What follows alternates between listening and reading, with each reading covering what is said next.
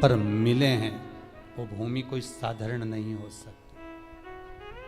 भूमि का भी बड़ा महत्व रहता है। एक भूमि बद्रीनारायण की, वहां पर भी मेरे हरिहर मिलन हुआ है, शंकर का मिलन भगवान नारायण से।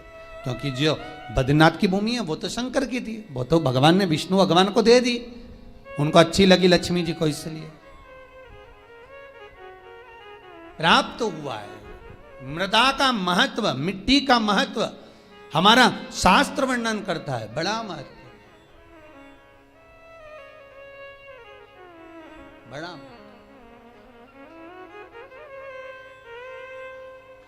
महाराज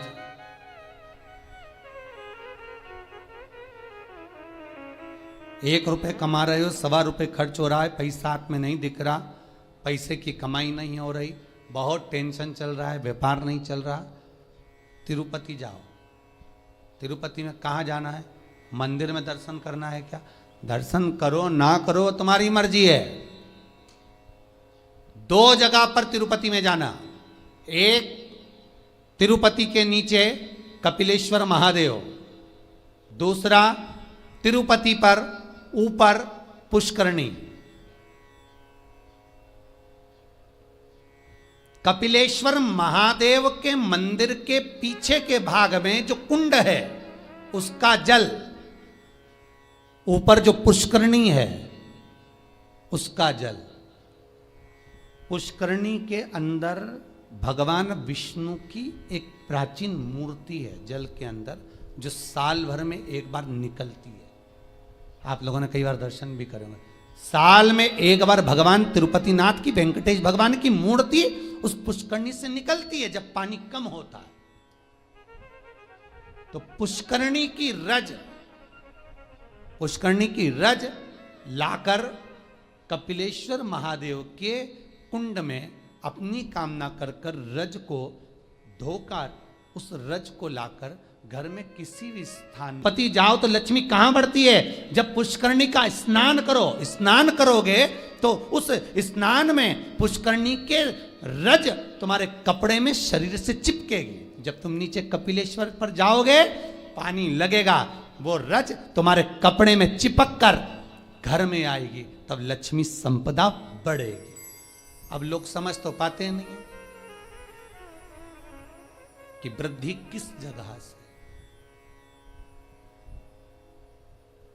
स्कंद पुराण में पुष्करणी का, कपिलेश्वर का महत्व जो वर्णन किया गया है उसको अवश्य सुनिए। और अगर आप लोग पढ़ नहीं सकते तो मुंबई में जो महेश्वरी समाज ने स्कंद पुराण कराई थी 2 अधिक मास पहले, वो 1 अधिक मास पहले, तो उसका स्मरण मुंबई की महेश्वरी समाज अंधेरी की स्कंद पुराण हमारे चैनल पर पड़ी होगी, आप उसको सुनना निकाल कर। अगर आप पढ़ नहीं सकते स्कंद पुराण तो उसको सुनो, उसमें भी हमने व्याख्यान वर्णन किया उस पुष्करणी का, कि मिट्टी का, मृदा का क्या क्या महत्व है, उस मृदा का क्या महत्व है, उसका वर्णन शास्त्र करता है। तो यहां पर शिव महापुराण कर रही है, शिलाद भगवान का भजन करने वाला नंदीश्वर का जो भाव प्रकट करा है, ये नंदी कोई साधारण सा नहीं है, नंदी शिव का उपासक है। भगवान शंकर ने जो उम्र कम दी है, भगवान शंकर ने जो शिलाद नामक मुनि को, ब्राह्मण को जो नंदी पुत्र दिया, उसकी उम्र कम रखने का कारण केवल इतना है कि ये भटकता है कि नहीं भटकता। भगवान दुख देता है ये देखने के लिए कि तुम कितना भटक रहे हो। भगवान तकलीफ देता है इसलिए कि तुम कितना भटक रहे हो। गोल, ठीक है। भगवान शंकर के 13 बच्चे हैं। कितने बच्चे हैं शिव जी के? 13। शंकर भगवान के 13 बच्चे सब शिवलिंग के आसपास में हैं। ये जलाधारी जहां पर शिवलिंग रखा है, ये पार्वती जी का हस्त कमल है, जहां से चरण पानी गिरता है बीच में से जाकर, जहां से जल चढ़ाओगे नीचे जाएगा, तो वो राइट भाग जो चरण है वो गणेश जी का स्थान है, लेफ्ट भाग का जो चरण है वो कार्तिकेय जी का स्थान है। बीच में एक मोटी सी लाइन होती है जहां से पानी गिरता है शिवलिंग के सामने, वो मोटी सी लाइन शंकर भगवान की सबसे छोटी लड़की अशोक सुंदरी का स्थान है। ऊपर से शिवलिंग के ऊपर जो एक एक बूंद पानी गिर रहा है ये शंकर भगवान की 5 लड़कियां हैं, जया, विषहरा, शामली बारी, दोतली और देव। ये शंकर जी की 5 लड़कियां शंकर जी के ऊपर एक एक बूंद पानी गिराती रहती हैं। 6 कार्तिकेय और एक गणेश, 7 और 5 और एक 6, ऐसे मिला के 13 बच्चे मेरे भगवान भोलेनाथ के शंकर जी के शिवलिंग के आसपास ही रहते हैं, कहीं दूर नहीं जाते। शिवरात्रि के दिन हमको यही जानना है कि हमको काली तिल्ली कहां चढ़ाना है, इसलिए ऑनलाइन पूजन करा रहा है, इसलिए ऑनलाइन शिवरात्रि मना रहा है कि आप देख देख कर चढ़ाओ कि गलत ना चढ़ाइए, सही जगह पर चढ़ाओ। कई लोग कहते हैं हमने ये करा था उसका फल नहीं करो, साथ में गलत करा होगा। सवेरे किसी 8 साढ़े 8 बजे एक मैसेज है, समीर जी के पास अगर होए तो टीवी पर दिखाना। एक 28 साल के बाद एक बहू को बच्चा हुआ है, 28 वर्ष के बाद उसने बेटे का भी फोटो भेजा है। केवल शंकर भगवान पर सफेद आंकड़े की जड़ घुमाकर 21 बार रजस्वला धर्म के 7वें दिन कमर पर बांधी थी, और उसने केवल इतना सा पूछने के लिए फोटो भेजा कि जड़ को कहाँ ठंडा करना है, मेरे घर में बेटा हुआ, 28 वर्ष के बाद हुआ। शिव पर अगर विश्वास है तो मिलेगा, शंकर देगा, करुणा सागर करुणा करेगा। बस थोड़ी सी परीक्षा जरूर लेता है, परीक्षा तो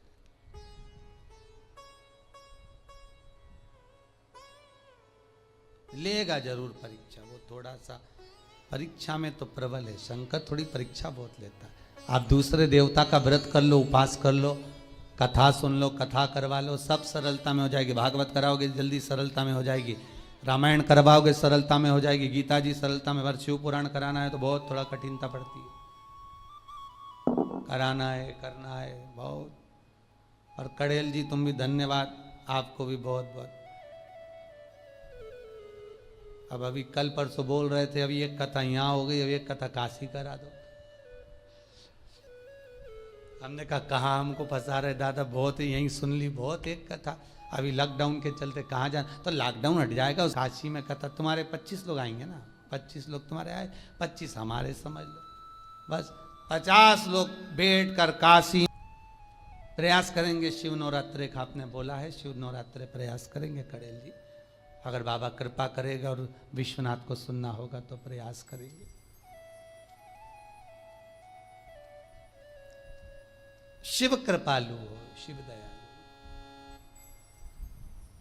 महाराज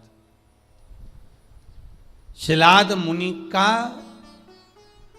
मन देख रहे हैं शिव, ये तेरा पुत्र अल्पायु है, पर शिलाद ने कहा आपने दिया है, मुझे विश्वास है, आपका स्वरूप है, मुझे विश्वास है, डिगने नहीं दोगे। महाराज शंकर ने अगर कुछ दिया है तो शंकर उसको डिगने तो नहीं देगा। वो नंदी उम्र बढ़ गई, अल्पायु था, शंकर की कृपा से, गणेश की कृपा से वो आयुष्मान हो गया, और भगवान शंकर ने कह दिया तुम मेरे सम होगा, जैसा मैं वैसा नंदी होगा। इसलिए कर्नाटक की कई भूमि पर शंकर भगवान का शिवलिंग मंदिर के बाहर होता है और नंदी मंदिर के अंदर होता है। कहां गए थे कथा करने? बिदर, कर्नाटक।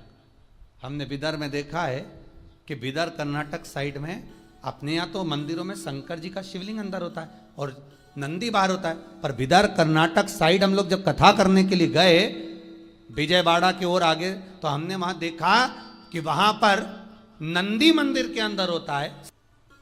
हमने पूछा ये कैसे हो गया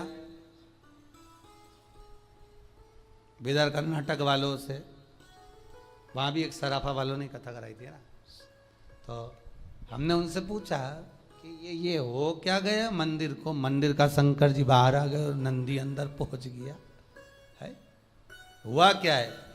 तो वहां के भगत कहते हैं महाराज हमारे यहाँ के लोग कहते हैं कि शंकर जी को अगर घर में बुलाना है तो शंकर जी ऐसे पकड़ाई में नहीं आएंगे, नंदी को पूज लो, नंदी का स्मरण कर लो। नंदी तो लेके रोज शाम को जाता है, शंकर भगवान तो तप साधना में डूबे रहते हैं। भगवान शिव तो तप साधना में लगे रहते हैं, पार्वती जी उनकी सेवा में लगी रहती है। नंदी को मालूम रहता है कि कहां से ले जाना है आज घुमाने के लिए, तो वो नंदी। भगवान शंकर कहते हैं ए नंदी, जैसा मैं महेश्वर हूं तो नंदीश्वर होगा। शिलाद कहते हैं, शिलाद मुनि ने कहा मेरे बेटे को मैंने इसलिए पाया है कि मेरे पूर्वजों को कुछ भाग मिल जाए, पितरों का तर्पण जल पिंड मिल जाए। इसको मैं आपकी सेवा में रखना चाहता हूं, इसको आप रख लो सेवा में, पर मना नहीं है, पर चिंता इतनी सी है कि नंदी का ब्याह कर दो।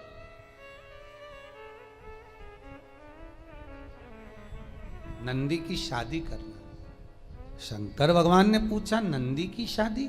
हाँ, क्यों?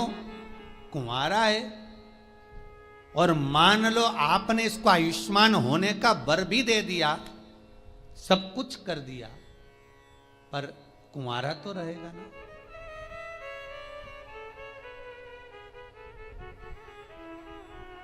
फिर निवेदन करूंगा, कुंवारी अवस्था में मरने गया जी का पिंड कर लो, ब्रह्म कपाली कर लो, चाहे पूरी दुनिया के तीर्थ चले जाओ, ब्राह्मण को कितना भी भोजन करा लो, तर्पण करा लो, पिंडदान कर लो, पर जो कुंवारी अवस्था में मरता है उसको ना तो पिंड मिलता है, ना तर्पण मिलता है, ना जल मिलता है, ना उसकी मुक्ति होती है।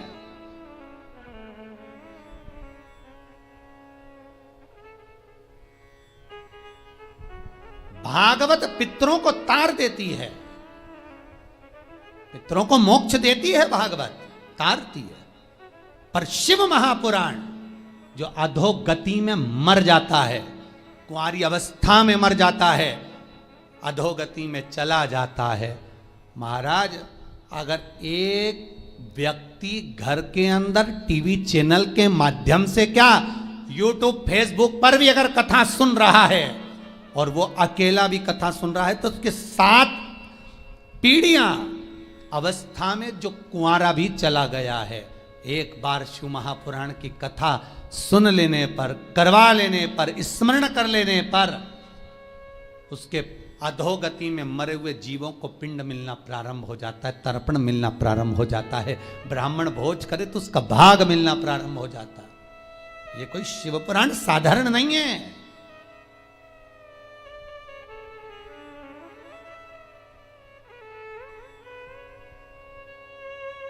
शिव महापुराण का महत्तम पढ़िए।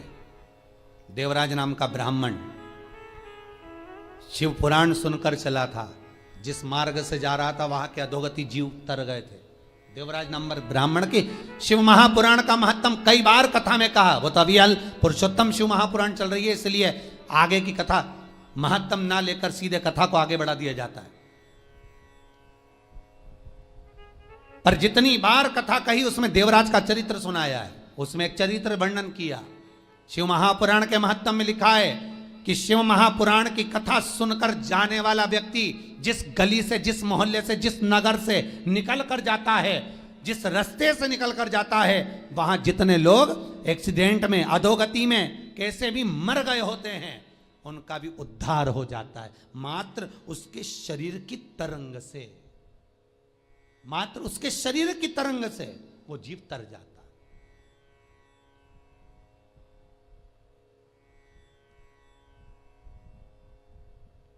अधोगति से मुक्त हो जाता। भागवत, शिव पुराण, सारी पुराणे जीव को तारती है। शिव महापुराण पितरों को भी तार रही है, अधोगति वालों को भी तार रही है, वासुकों को भी तार रही है। मुक्ति क्यों?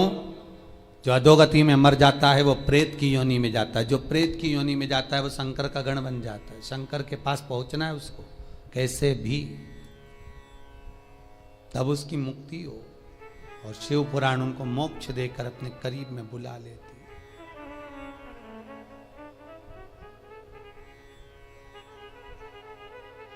कहते हैं मस्तक पर अगर त्रिपुंड लगा हुआ है, त्रिपुंड नहीं तो चंदन की 3 बिंदी लगी हुई हो, त्रिपुंड लगा हुआ हो, शरीर पर कहीं पर भी त्रिपुंड बना हुआ हो, मात्र अगर त्रिपुंड शरीर पर बना हुआ है, मस्तक पर अगर त्रिपुंड लगा हुआ है,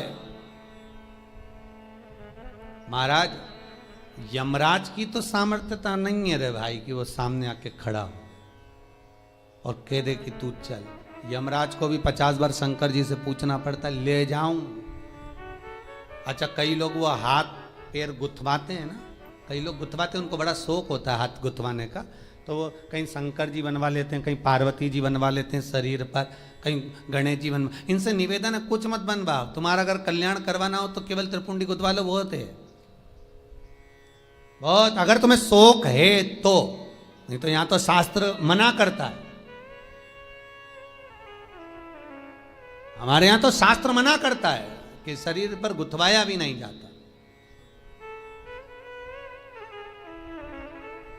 अरे भाई, ये जितनी जगह पर तुम नाम लिखाओगे उतनी जगह तो छूटने वाली है। जमीन पे नाम लिखाया लीलावती फार्म हाउस, मर गए तो लीला तो चली गई, फार्म हाउस नीचे रह गया। अरे बोलो रे भाई, ऑनलाइन जितने सुन रहे हो बोलो तो रे, सोफे पे बैठे बैठे, पलंग पे बैठे बैठे सुने जा रहे हो। लीला चली गई, फार्म हाउस नीचे रह गया। मकान पे लिखाया लीला निवास, लीला गई, निवास नीचे।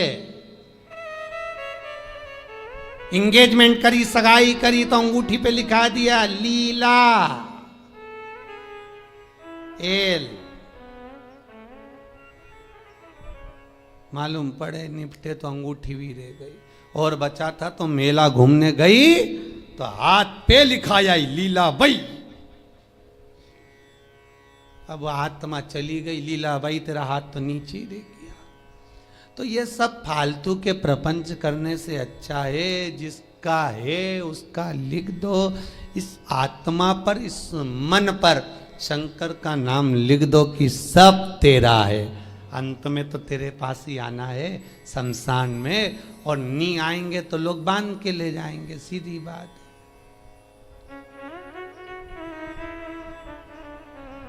और अच्छी खींच खींच के बांध के ले जाए। अर्थी बांधने वाले भी कुछ लोग अच्छे एक्सपर्ट होना चाहिए, उनको बहुत आइडिया रहता कैसे बांधना है।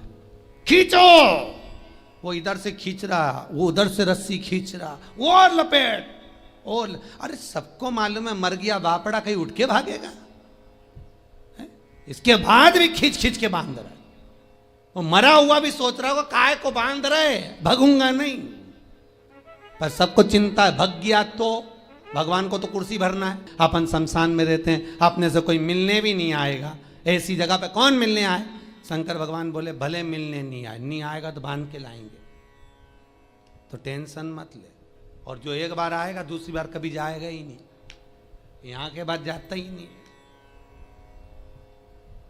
तो क्यों चिंता करना, तो आराम से रहे। जब दक्ष प्रजापति ने शंकर भगवान को श्राप दिया था, ए शिव मैं तुझे श्राप देता हूं कि तू शमशान में निवास करेगा, सारे देवता बैठे थे, शंकर भगवान सबसे ज्यादा नाचे थे। श्राप सुनते ही शिव जी नाचने लगे। भगवान विष्णु बोले तुम्हें श्राप लगाए। शंकर भगवान बोले मेरे ससुर जैसा दुनिया में किसी का ससुर नहीं होगा। अरे तुम्हें श्राप दिया तुम्हारे ससुर ने। शंकर भगवान बोले श्राप नहीं दिया, आशीर्वाद दिया। मेरे ससुर ने कहा शिव तुम शमशान में रहोगे। मेरा ससुर ने मेरा कितना भला सोचा, मेरे ससुर ने मुझे प्लाट भी दिलाया, तो ऐसी जगह दिलाया जहां कोई कब्जा ही नहीं करेगा, कौन जाएगा, जाए कहीं का कब्जा करने। तो सोचना क्या, जो शिव है शमशान का वासी है, वो अलमस्त रहता है, उसको सब कुछ आनंद की अनुभूति शमशान में ही हो जाती है।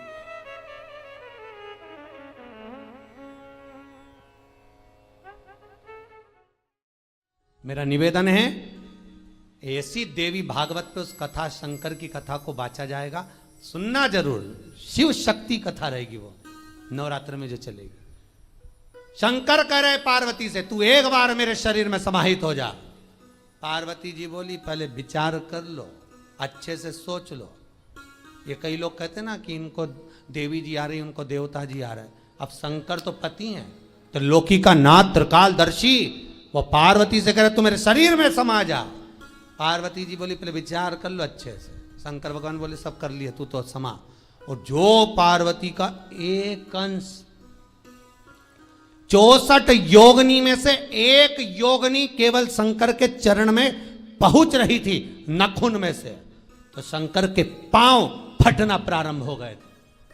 अब कई कई लोग तो कहते हमको जो काली जी आ गई, ने दुर्गा जी आ गई, वो एक अंश 64 योगनी का मात्र एक अंश पहुंचा, तो शिव नहीं संभाल पाए, तो उन्होंने कहा हाथ जोड़ूं तेरे, वापिस बाहर निकल वापिस। अब कई कहे कि हमको देवता आया न देवी आई, न ये आया न वो आया, तो ये भैया आए मना नहीं है, वो देवी देवता नहीं, वो पवन चलती है, वो पवन आकर कहती है, पवन।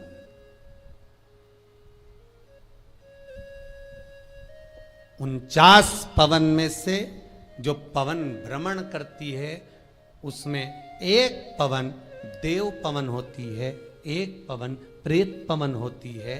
जो प्रेत पवन होती है वो जीव को कष्ट देती है, जो देव पवन होती है वो दुनिया के कार्य को सफल कर देती है। कब तक?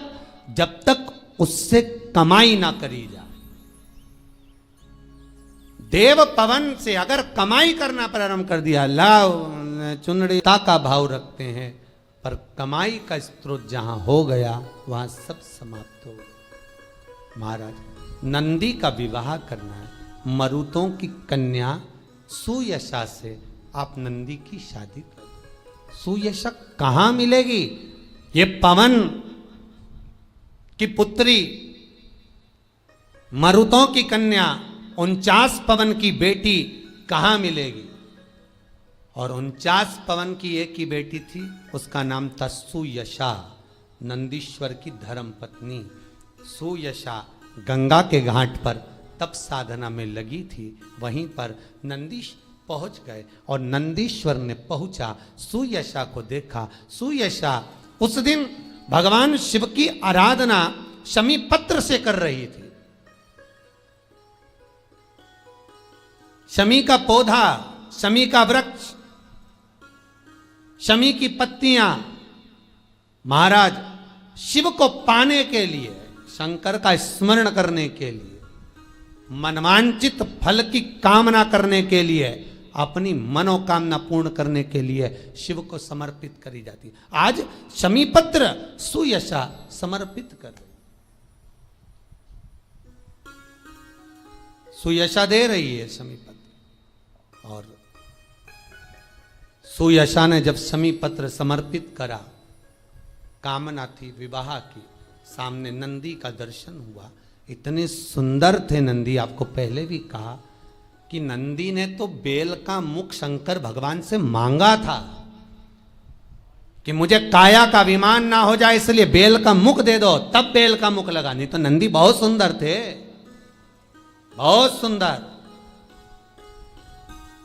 आज भी शंकर के मंदिर में जो घंटाल लगता है, शिव मंदिर में जो घंटी लगती है, वो नंदीश्वर की गूंज कर कर लगती है। नंदीश्वर की गूंज से मतलब है आपको महाराज, जो घंटा बांधा जाता है शिव मंदिर के अंदर, महाराज स्कंद पुराण कहती है जहां पर वृषभ रहता हो, बेल रहता हो, नंदी रहता हो, उस जगह पर नंदी की पीठ पर छापा लगाया जाता है।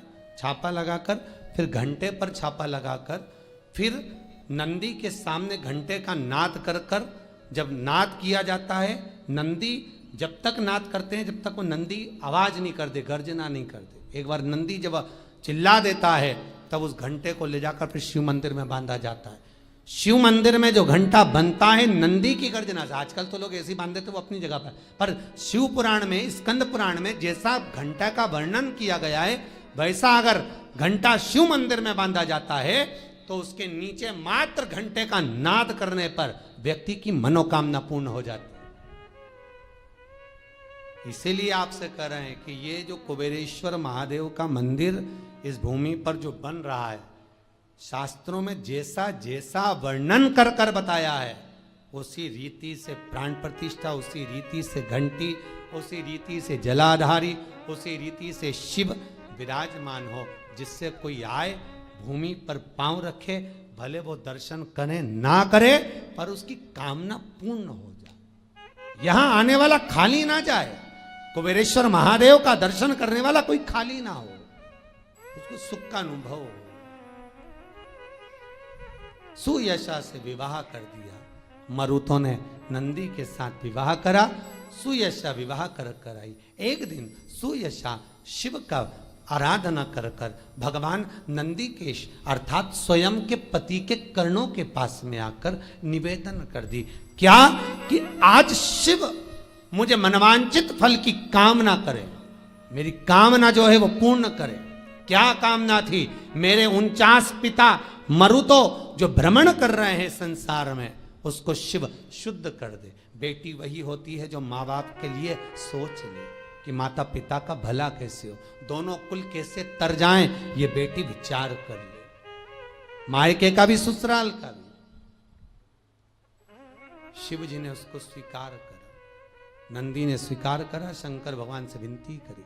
आज भी निवेदन है, शंकर को जल चढ़ाने के बाद थोड़ा सा बचा हुआ जल नंदी का एक पांव, जो नंदी शिव जी के सामने होता है उसका एक पांव उठा हुआ होता है, उस पांव के पास में जल समर्पित करने के बाद नंदी के सीधे कान में अपने नेत्र बंद कर कर भगवान नंदीश्वर के कानों में सुयशा का नाम लेकर जो अपनी कामना धीरे से नंदी के कान में कहकर आ जाता है, 3 से 3.5 महीने में उसकी कामना पूर्ण हो जाती है। सुयशा का नाम लेकर नंदीश्वर उसको शिव को समर्पित कर दे की ओर लेते हैं।